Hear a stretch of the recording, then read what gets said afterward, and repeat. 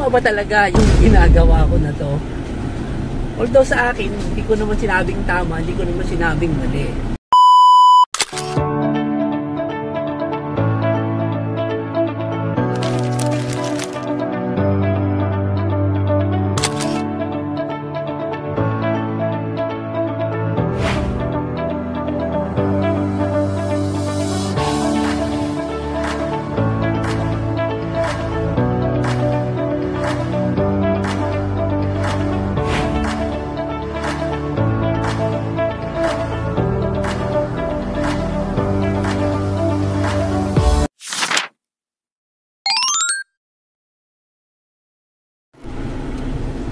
Yo, what's up? Good morning sa inyong lahat. At dito ako ngayon sa aking sasakyan. Mag-isa lang ako dito, hindi ko kasama si Madam.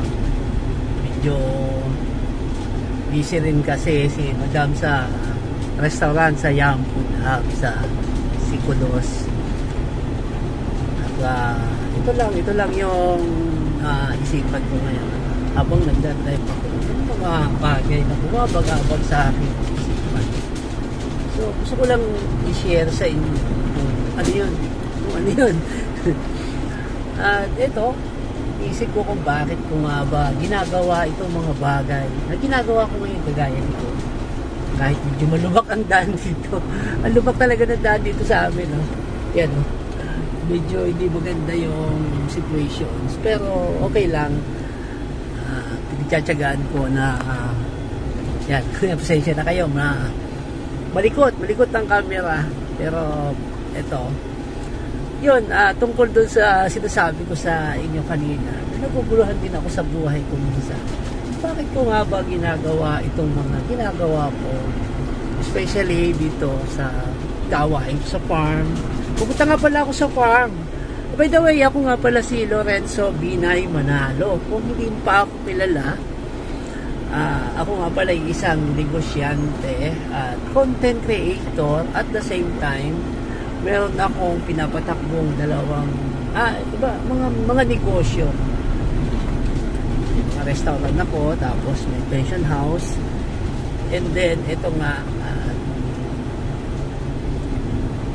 dinidevelop ko yung farm ko dito sa San Juan, Batangas.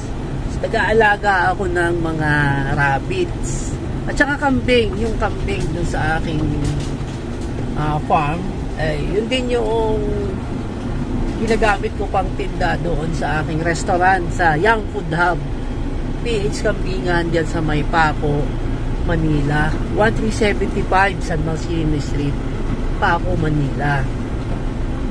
So yung, balik tayo doon sa tanong ko, naguguluhan ako, tinatanong ko sa sarili ko, tama ba yung ginagawa ko?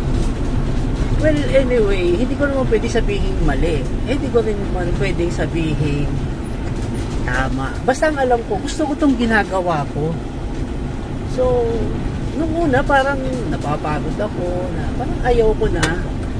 Pero alam nyo, yung time na nakakaramdam ka ng parang kasiyahan na ito, yung na-achieve ko yung unti-unti kong nakikita yung pinaghihirapan ko, nagkakaroon na ako ng enjoyment. So, hindi kasi ako kagaya ng ibang mga negosyante na professional. Hindi kasi ako ganun. Hindi rin naman ako tawag dito, yung rugged, kumbaga, yung tira lang ng tira. Pero ang tingin ko sa sarili ko, para akong cowboy. Parang cowboy style yung gusto ko. Kasi ito nga, minsan gusto ko sa probinsya, minsan naman gusto ko sa city, sa syudad. So doon ko naman nakikita sa city kasi yung mga kailangan kong kagaya, for example, yung pagkita ng pera, mas madaling kumita ng pera sa syudad, sa Manila, especially sa Manila, kasi nga ang daming sales, nandun yung sales, nandun yung market. So dito naman sa sa farm, at dito naman yung aking kasiyahan na pag nakikita mo yung mga alaga mo, gaya ng mga rabbit, unti-unti na silang dumadami. Ang bilis pala nilang dumami. Tapos yung mga tanim mo na mga halaman, yung mga prutas, dati, nung itinanim yan namin, yung tatay ko, shoutout nga pala, sa tatay ko in heaven, mayapa na siya, suddenly. Pero yun, natanggap na rin ng buong pamilya, kawala niya. So wala naman kami pinagsisihan tungkol doon dahil lahat naman ng pagmamahal at binigay namin sa kanya. Respeto yan. Shout out.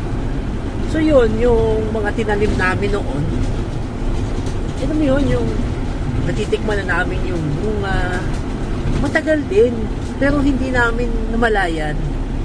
Hindi ko namalayan na lumipas yung panahon. Hindi ko namalayan na, ayan na pala sila, nagbubunga na. Ang sarap niyang harvestin. So, yun pala. Yung time na yun, hindi ko rin naman pinalaan. Wala ako sa plano. Hindi kasi ako mahilig sa magagaling na plano. Kasi nga, una, ang gusto ko kasi yung executions muna. Ang gusto ko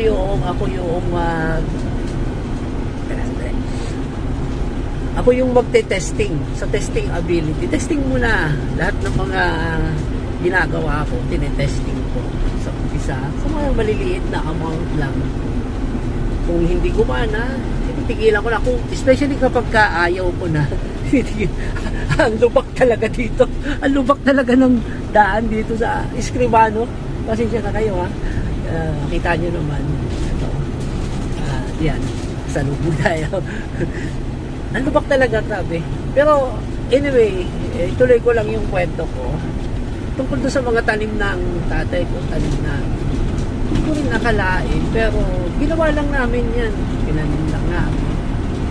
So, ang naiisip ko ngayon, ano pa kaya sa susunod na mga time ngayon na nalaman ko na gano'n talaga yung puntana. Tuwa, no?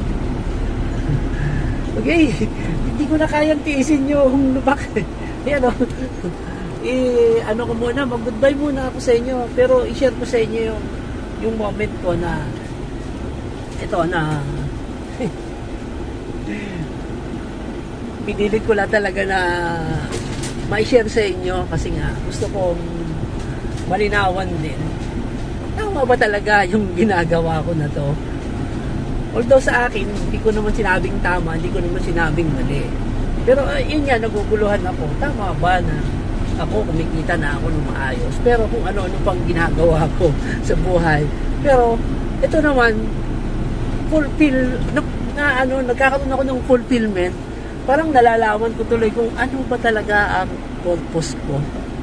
Parang alam ko na kung ano na ang purpose ko ngayon. Dati parang hindi ko pa alam. Pero ngayon parang alam ko na kung anong purpose ko sa buhay ngayon. Noon dati, ang pangarap ko, maging milyonaryo, yumaman.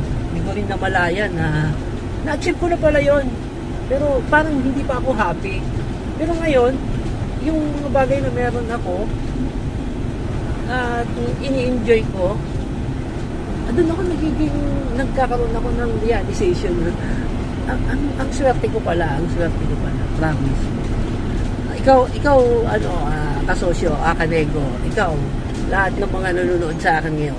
Shout nga pala sa mga kasosyo, nabanggit ko na, kasosyong malupit. Kasi yun yung nagturo sa akin ng content creation sa KMCC. Yan, shout out sa kay Sir Alvin Urubia. Yan, yung aming mentor. At daming naituro sa akin ng tao na to, si kasosyong Alvin Urubia. So plano ko rin ngayon na na groups yan.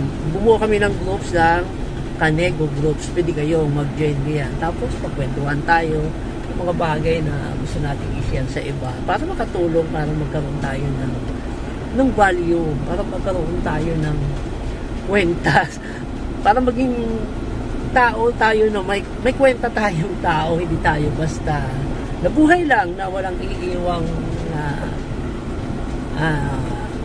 yun, alam mo na, ambag sa lipunan. Ang lubak talaga. Okay, mag-goodbye muna ako at iiwan ko sa inyo ang tanong na tama ba yung ginagawa ko?